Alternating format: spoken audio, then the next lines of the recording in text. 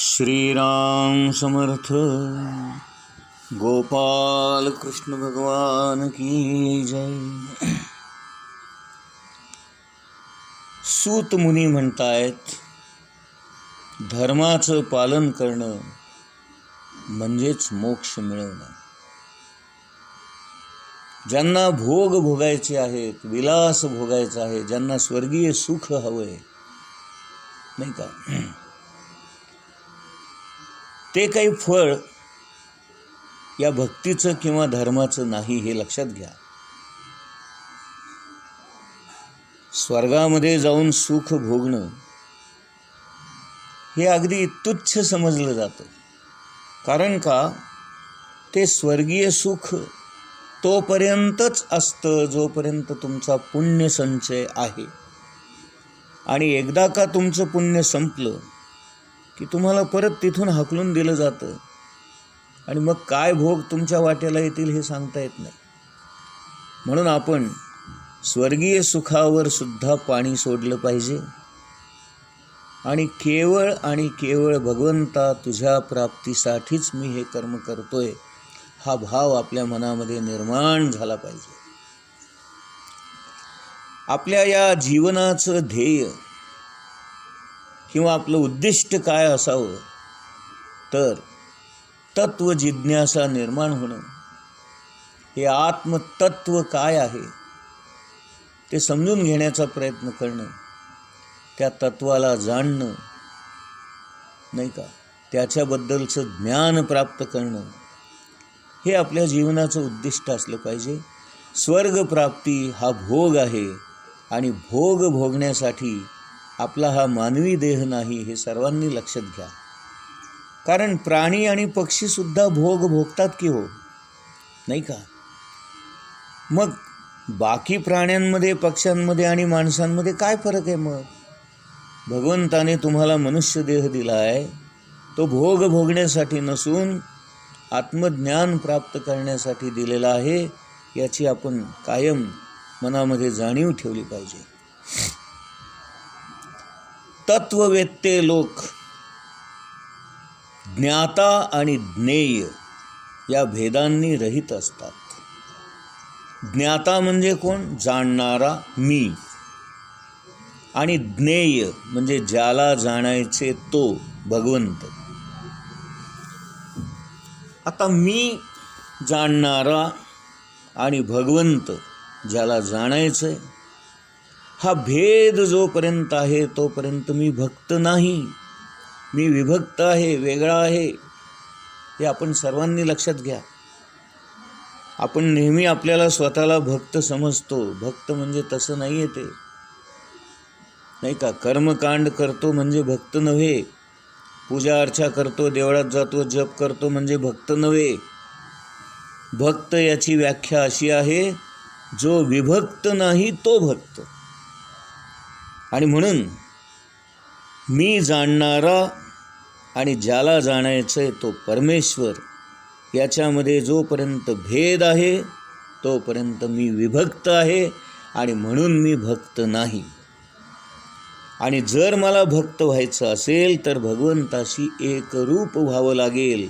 देवा मीची तू आणि तूची मी, अशी अवस्था प्राप्त व्हावी लागेल. आणि यालाच ज्ञान असं म्हणतात, जे भेदरहित असतं, अद्वितीय असतं, एकमेव असतं, एकच असतं. आणि या जगामध्ये आत्मतत्व हे एकच आहे, त्याच्यामध्ये दुसरं काहीही नाही. न अन्य, म्हणून अनन्य. म्हणून जेव्हा आपण भक्त बनतो तेव्हा अनन्य होतो. आणि आता आणखीन एक गंमत सांगतो. यातलं काय संपवायचं आहे? हे बघा, आज आपण अभक्त आहोत किंवा विभक्त आहोत, हे लक्षात घ्या. म्हणजे भगवंत वेगळा आहे आणि मी वेगळा आहे, अशी एक कल्पना करा की नदी वाहती आहे. जोपर्यंत ती नदी वाहते आहे तोपर्यंत ती नदी आहे. आणि ज्या क्षणी, ज्या रेषेवर ती समुद्राला मिळते, ती रेषा तिथपर्यंत ती नदी असते. आणि एकदा का ती रेषा ओलांडली आणि नदी समुद्राला मिळाली की नंतर नदी शिल्लक राहत नाही, नदीचा समुद्र होतो. म्हणजे नदीचा समुद्र होतो हे लक्षात घ्या. समुद्राची नदी होत नाही, उलट होत नाही. नदी वाहत वाहत वाहत वाहत वाहत जाते आणि एका रेषेवर ती समुद्राला मिळते. त्या बाउंड्री लाईनपर्यंत ती नदी असते आणि एकदा बाउंड्री लाईन ओलांडली त्या नदीचाच समुद्र होतो. हे जर उदाहरण कळलं तर भक्त होणं काय ही प्रक्रिया समजेल. आज मी आनंद जोशी भगवंताची पूजा करता करता करता करता आनंद आहे आनंद आहे आनंद आहे आनंद आहे म्हणतोय. मग एक क्षण असा येतो की मी ती बाउंड्री लाईन ओलांडतो आणि माझाच भगवंत होऊन जातो. म्हणजे आनंद जोशी संपला. आनंद जोशी शिल्लक राहत नाही. आणि जेव्हा आनंद जोशी संपतो तेव्हाच भगवंत उरतो. आणि म्हणून त्यावेळेला मला भक्त झालो असं म्हणता येतं. पण गंमत सांगू का, हे सांगायला मी शिल्लक कुठे आहे, मी संपलो. आणि मी जेव्हा संपतो तेव्हाच भक्त होतो. म्हणजे तुमच्या लक्षात आलं का की तुकाराम महाराजांनी जे म्हटले ना, आपुले मरण पाहिले म्या डोळा. हा हा हा हा, आता कळलं तुम्हाला की मी संपवायचा आहे. माझ्यातला मी जोपर्यंत आहे तोपर्यंत मी विभक्त आहे, अभक्त आहे, भक्त नाही. या मीला मारायचं आहे, मीला संपवायचं आहे. आणि ज्या क्षणी हा मी संपेल, ज्या क्षणी हा माझ्यातला मी नाहीसा होईल, त्या क्षणी मी भगवंतच होऊन जातो. म्हणून तुकाराम महाराज म्हणतात, आपुले मरण पाहिले म्या डोळा, तोची सोहळा. आहा, काय सुंदर आहे. नदी समुद्राला मिळाली, नदी संपली. आनंद जोशी भगवंताला भेटला, मिळाला, आनंद जोशी संपला. परत आनंद जोशी होणे नाही. ती अवस्था आपल्याला प्राप्त करायची. माझ्यातला मी संपवायचा आहे. आता इथं आणखीन एक गोष्ट लक्षात घ्या. मी संपवायचा आहे म्हणजे मरायचं आहे असा अर्थ नाही. जिवंतपणीच आपल्याला आपल्यातला मी गाडून टाकायचा आहे, गाडून टाकायचा आहे, मारून टाकायचा आहे. करते पण संपलं म्हणजे मग भगवंत पण येतो. आणि मग देवा मीची तू, तूची मी, किंवा देव पहाया गेलो, देवची झालो, ही अवस्था प्राप्त होते. आणि म्हणून आपल्याला भक्ती करायची आहे, अशा प्रकारची भक्ती करायची आहे. आणि जेव्हा आपण अशा प्रकारची भक्ती करतो तेव्हाच आपल्याला मुक्ती मिळते. आणि ज्या क्षणी भक्तीचा उदय होतो, ज्या क्षणी माझ्यातला मी संपतो, त्या क्षणी मला ज्ञान प्राप्त होतं. आणि तेच ज्ञान म्हणजे आत्मज्ञान. तेव्हाच आपल्याला भगवंत कळतो. आणि तोच, बाकी काही नाही, ही अनन्यता येते. आणि मग वैराग्य प्राप्त होते की बाकी सगळं खोटं आहे.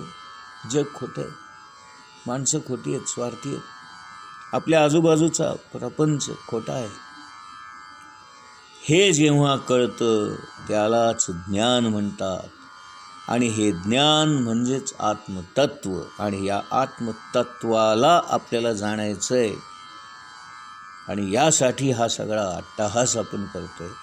भागवत कथा ऐकायचं म्हणजे गोष्टी नाही ऐकायच्या आपल्याला. त्या गोष्टी तर सगळ्या माहिती आहेत आपल्याला सगळ्यांना. आयुष्यभर आपण भागवत ऐकतो आहोत. तुम्ही आम्ही सगळेच जण अनेक भागवत सप्ताह ऐकलेले आहेत आत्तापर्यंत. सगळ्यांचं भागवत पाठ आहे. भागवतातले कथा आपल्याला माहिती आहेत. पण कथा आपल्याला माहिती आहेत हो, पण कथेच्या मागचं तत्त्व कुठं माहिती आहे? कथेच्या मागचा सार काय आहे ते कुठं माहिती आहे? कथेतून काय बोध घ्यायचा आहे तो कुठं माहिती आहे? आणि आपला प्रयत्न हाच असणार आहे की या अधिक मासाच्या निमित्ताने हे जे काही भागवत आपण ऐकणार आहोत ते इतर भागवत सप्ताहासारखं नाही, हे लक्षात घ्या. हे आपलं एक वेगळंच भागवत आहे आणि आपण याला ज्ञान मिळवणे असं म्हणू. आपल्याला ज्ञान मिळवायचं आहे, तत्त्व समजून घ्यायचं आहे, चिंतन करायचं आहे, त्याचा अभ्यास करायचा आहे. निव्वळ गोष्टी ऐकून आपल्याला त्याच्यातला कथाभाग याला आपल्याला महत्त्व द्यायचं नाही आहे. सूत पुढे म्हणतात, वर्ण आणि आश्रम पद्धतीने आपण जर उत्तम धर्माचरण केले तर त्याची पूर्ण सिद्धी म्हणजे भगवंताची प्रसन्नता होय. काय वाक्य आहे बघा. या वाक्यावरच 2 तास बोलता येईल हो. एवढं जबरदस्त वाक्य आहे. आपल्याला वेळेचं बंधन आहे, ठराविक दिवसांचं बंधन आहे. आमच्या इथे नगरला गेली 4 वर्ष आम्ही रोज भागवत 2 तास सांगतोय. तरी आत्ताशी आमचा 8वा स्कंद चालू आहे आणि आपल्याला एका महिन्यात संपवायचं आहे. अरे बापरे, अवघड आहे ना.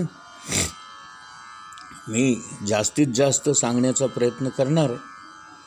बघू किती होईल, काय होईल, भगवंताची इच्छा.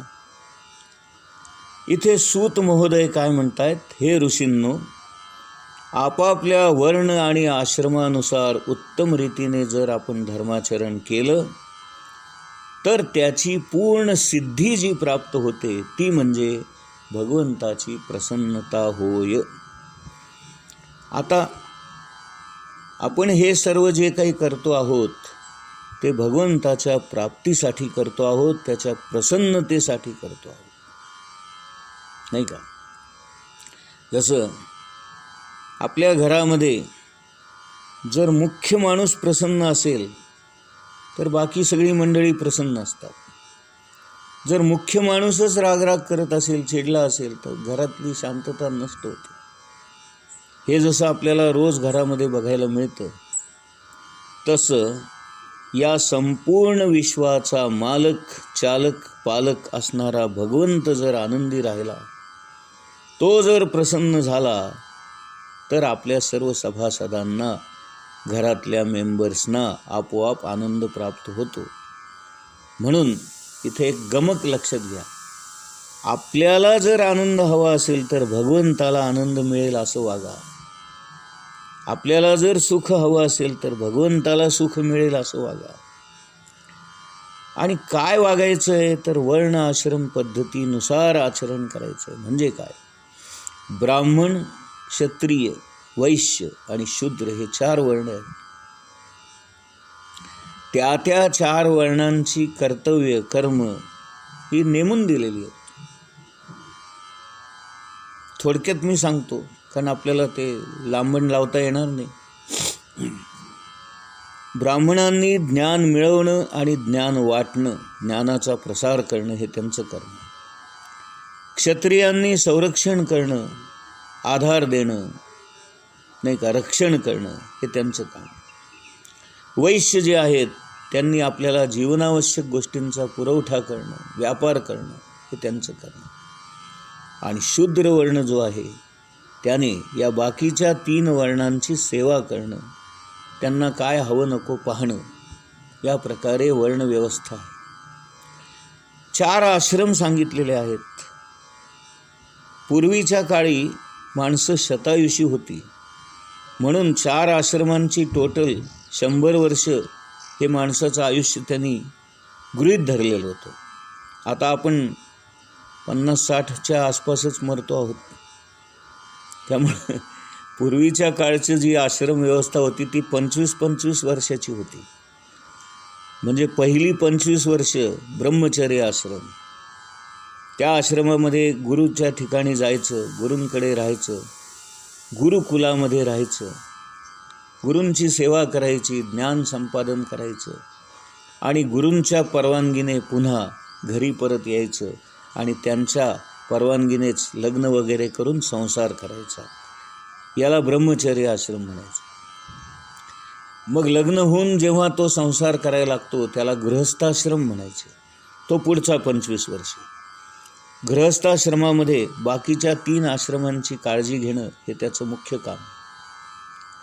आणि काळजी घेता घेता आल्या गेल्यांचं करणं, पाहुणे मंडळी नाही का, अतिथी देवो भव, घरामध्ये उत्तम वातावरण, आनंदी प्रसन्न वातावरण नाही का, या सगळ्या गोष्टी गृहस्थाश्रमामध्ये यायच्या. उत्तम संसार करणं, उत्तम संतती प्राप्त करून घेणं, आपल्या कुळाचं नाव, कुळाचं उद्धार करून घेणं, या सगळ्या गोष्टी गृहस्थाश्रमामध्ये. त्याच्यानंतर 50 वर्षानंतर 75पर्यंत वानप्रस्थाश्रम सांगितलेला आहे. म्हणजे काय की आता बाबा आमचा संसार झाला, आता चाव्या सगळ्या मुलाबाळांच्या हातात देऊन, सुनांच्या हातात देऊन आपण निवृत्त होणं आणि त्या काळी जंगलामध्ये जाऊन राहणं नाही का, अरण्यवास करणं, वनवास करणं आणि निरीच्छ होणं नाही का. तर हा सगळा भाग होता नाही का. वानप्रस्थाश्रम याचा अर्थ संसारातून निवृत्त होणं, निरीच्छ होणं. गोपाल कृष्ण भगवान की जय.